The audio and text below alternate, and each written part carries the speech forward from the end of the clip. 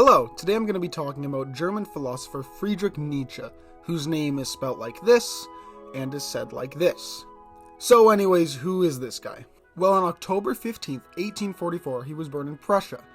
As he grew up, he proved to be a very intelligent kid, and he developed an interest in poetry and theology, the latter of which he went to go on study in school. And within a year, he had completely lost his faith in Christianity. After renouncing his Persian citizenship, fighting in the Franco-Persian War, and contracting syphilis, among other diseases, he began traveling Europe in 1879, and he started writing his books. After getting rejected multiple times, he became addicted to opium and went to go live in the mountains. And then he died in 1900. The end. Just kidding. Much like a lot of other famous dead people, Nietzsche was a philosopher. This means that other than being boring, just hang on a second here. Philosophy is the study of the fundamental nature of knowledge, reality, and existence, especially when considered as an academic discipline. And hey, what a coincidence, when you Google philosophy, one of Nietzsche's books comes up. Why don't we take a look at it? Beyond Good and Evil was published in 1886, and it's not an easy read, trust me. So let's start simple. What is the book about? Well, the title can actually tell us a lot. The full title of the book is actually Beyond Good and Evil, Prelude to a Philosophy of the Future, and the whole book is pretty much a giant middle finger to the philosophers of the past. In the book, Nietzsche accuses past philosophers of simply saying that a good person is the opposite of a bad person. Nietzsche believed that there is more to this, hence the Beyond Good and Evil. The Prelude to a Philosophy of the Future comes from the fact that Nietzsche proposes his own philosophy in the book, and if he's disowning the philosophy of the past, that would make his philosophy the philosophy of the future. And the prelude means that it's a prelude.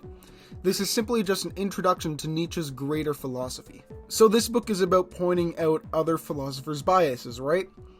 So let's take a look at one. One of the most famous philosophical lines is from the philosopher Descartes, who said, "I think, therefore I am."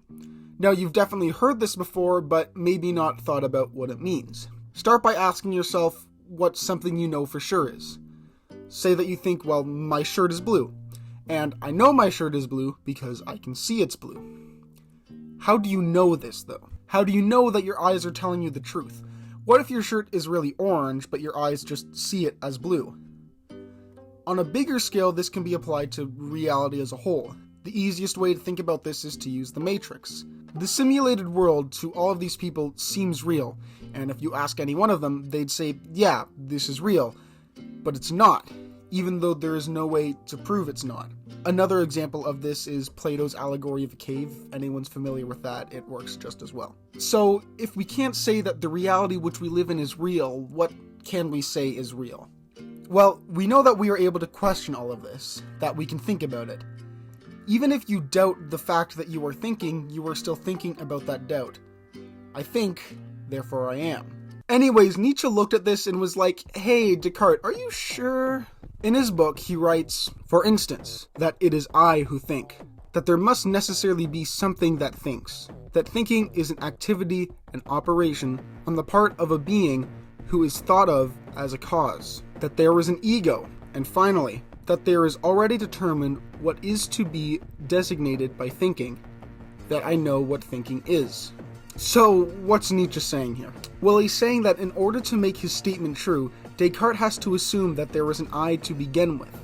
He says you can't prove that something exists by using the thing you are trying to prove as your proof. Instead, Nietzsche proposes something like, there are thoughts, to be far more accurate. So, if Nietzsche doesn't believe in anything that the old philosophers say, what does he believe in? Well, let's go back to the idea of good and evil. Nietzsche argues that there is no such thing as good and evil, rather, that they are just culturally constructed concepts. He criticizes Christianity, among other things, for its portrayal of good and evil as two absolutes. He wrote that he believed that systems like this were designed to depress what he called a person's will of power. The will of power is a really big concept that Nietzsche writes a lot about, and I don't have nearly enough time to explain all of it in full. It's pretty much what he describes as the force that drives humans just to, do stuff. He believes that many of the great people of history were those who were able to break free of the concepts of good and evil. He names people like Plato and Alexander the Great. Now, he did believe that this meekness that a good and evil brought upon people was useful for keeping a form of social structure. However, that because of it, it is holding back the potential of other great people. Pretty much, Nietzsche is saying that we made up good and evil, it stops individuals from being great, the world is a lie and nothing matters. This makes him sound a lot like a nihilist, which he is commonly associated with. However, this isn't really the case. He believes that in order to evolve our society, a state of nihilism is almost inevitable, but after this, people would be able to focus more on themselves as individuals. This would make Nietzsche more of an existentialist, a person who believes in the will of the individual for creating development, and this is similar to the whole will of power thing. Anyways, I'm sure by this point I've completely lost all of you, so I'm going to draw this to an end. But before I do that, I just want to leave you with a string of questions to make you think. Do you believe in a good and evil? And if so, what is good and what is evil? And if not, what makes us as a culture decide what we deem as acceptable, good, and unacceptable, bad? Is it necessary to have this concept in order to successfully run a society? Also, just one last thing. I mentioned Nietzsche getting rejected earlier, and apparently this might have been because his absolutely monstrous mustache frightened women, and I just thought that was kind of funny.